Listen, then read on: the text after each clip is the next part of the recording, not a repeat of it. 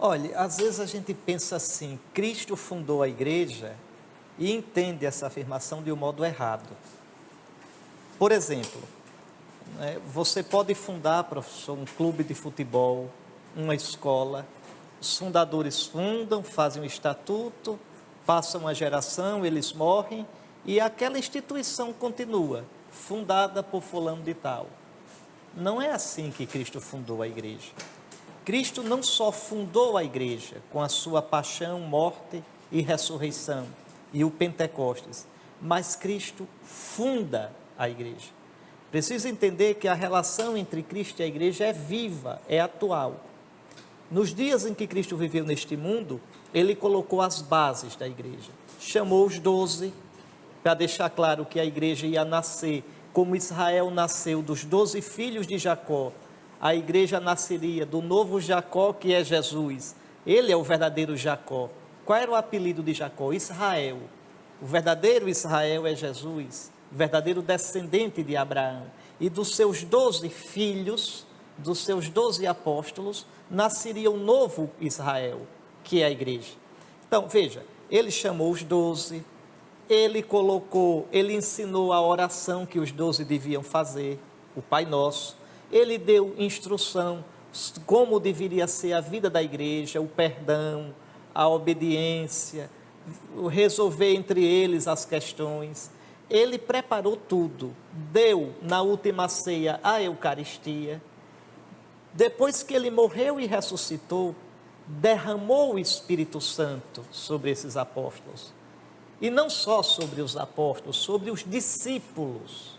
Não só sobre os 12. Tinha mais gente ali, então, aí começa a igreja. A igreja foi pré-formada antes da Páscoa, mas só nasce, só colocou Pedro à frente dos 12, tudo isso antes da Páscoa. Quando ele é como se eu preparasse toda uma encanação e depois abrisse a torneira e a água passasse. Então, Cristo, nos dias da sua carne, colocou a encanação.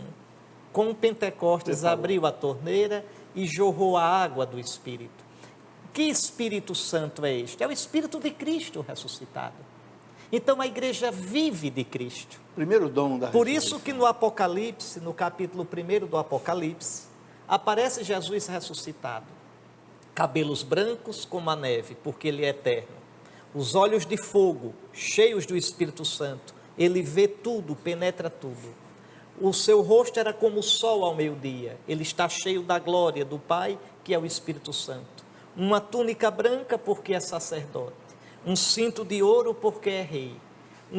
Da sua boca sai como uma espada de 2 gumes, porque ele tem a palavra que divide, que julga. Veja, a palavra é eficaz. E ele tem, numa mão, 12 estrelas e caminha entre 12 candelabros. Quais são esses? O que significa esses candelabros? As igrejas, quer dizer, as dioceses, que no Apocalipse são 7, porque 7 quer dizer completude, 7 quer dizer tudo. Então, a igreja de Sardes, Laodiceia, Filadélfia, Tiatira, Pérgamo, Éfeso. Pois bem, Cristo caminha no meio dos candelabros, caminha no meio das igrejas. Então, veja, Cristo está vivo. Vivo na igreja de Lorena, na igreja de São Paulo, na igreja de Palmares, na igreja de Campina Grande, na igreja de Maceió, na igreja de Olinda e Recife, na igreja de Belo Horizonte, na igreja do Rio de Janeiro. Ele é aquele que, cheio do Espírito, caminha entre as igrejas e tem nas mãos os 7 anjos das 7 igrejas.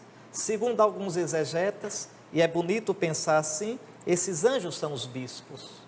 Ao anjo da igreja de Éfeso, escreve, ele manda carta a cada anjo desse, a cada bispo. Então, Cristo está vivo hoje na igreja.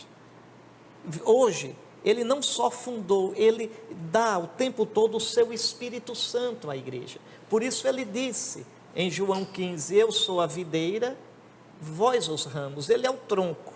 E os ramos vivem da seiva desse tronco. Vive do Espírito Santo.